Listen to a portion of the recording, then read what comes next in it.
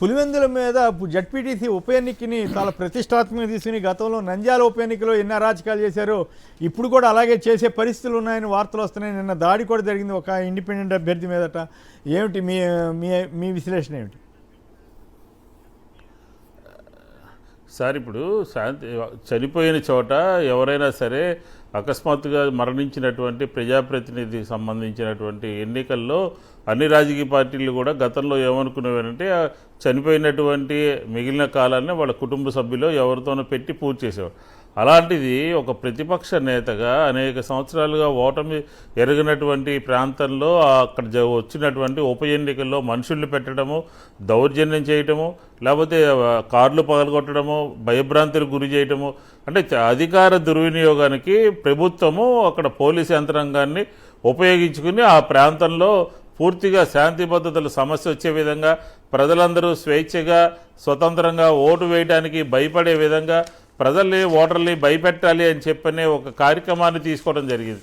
ఇది ఎన్నికల కమిషన్కి ఎన్నికలు సమీపిస్తున్నాయన్నటువంటి తరుణంలోనే మేము పదే పదే ఎన్నికల కమిషన్ని కలిసి చెప్పడం జరిగింది. సీసీ కెమెరాలు ఉండాలి, పోటీ చేసేటువంటి అభ్యర్థులకి రక్షణ కల్పించాలి, గన్మెన్లు ఇవ్వాలి, సీరియస్గా తీసుకోవాలి. ప్రభుత్వం ఈ రాష్ట్రంలో ఎక్కడ ఎన్నికలు జరిగినా పోలీసులు ఉపయోగించి ఏకపక్షంగా దౌర్జన్యం చేస్తున్నారు కాబట్టి మీరు దీని మీద చర్యలు తీసుకోవాలి అని చెప్పడం జరిగింది. ఎందుకంటే అక్కడ పులివెందులలో గెలవాలి, గెలిచే పరిస్థితి లేదు, కానీ అక్కడేదో పార్టీ ఉన్నది, బతికే ఉన్నది అని చెప్పుకునేటటువంటి ప్రయత్నానికి తెలుగుదేశం పనిచేస్తూ ఉంది. ఇది సరైనటువంటి విధానం కాదు. ఈ రౌడిజం ద్వారా, దౌర్జన్యాల ద్వారా, దాడుల ద్వారా ఆ ప్రాంతంలో ఉన్నటువంటి ప్రజల యొక్క అభిమానాన్ని దూరం చేయాలి అని చెప్పేటటువంటి ప్రయత్నం అనేది సరైనటువంటిది కాదు అని చెప్తాను. చూడండి, కారు ఎలా పాల్గొట్టారో, మనుషులు ఎలా దాడి చేశారో, ఏ రకంగా భయభ్రాంతులకు గురి చేశారో, ఏ రకంగా అక్కడ రౌడిజం చేస్తున్నారో చూడాల్సినటువంటి అవసరం ఉంది.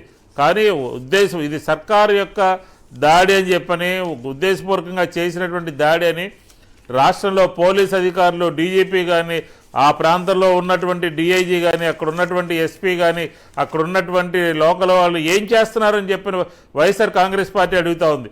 ముందస్తుగా మేము చెప్పినప్పటికీ కూడా చర్యలు తీసుకోకుండా గాలికి వదిలేసి ఏకపక్షంగా అక్కడ ఈ రకమైనటువంటి కార్యక్రమాలకి తెరలేపటం అనేది సరైనటువంటి చర్య కాదు.